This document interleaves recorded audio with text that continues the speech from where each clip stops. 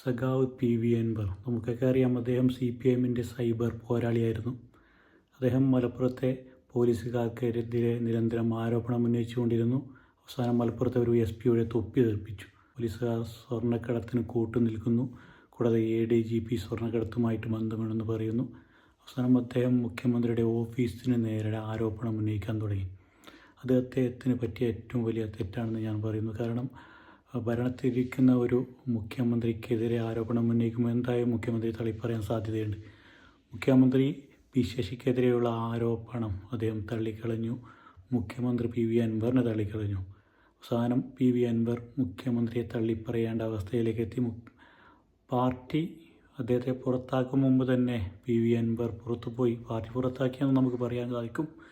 PV Anwar പുതിയൊരു party രൂപീകരിച്ചു. എന്തായാലും അദ്ദേഹത്തിന് നിലമ്പൂരിൽ കുറച്ച് ആളുകളെ കിട്ടുമായിരിക്കും, പക്ഷേ അദ്ദേഹത്തിന് കേരളത്തിൽ മുഴുവനും അദ്ദേഹത്തിന് സ്വാധീനം ചെലുത്താൻ കഴിഞ്ഞില്ല. അവസാനം PV അൻവർ പറയുന്ന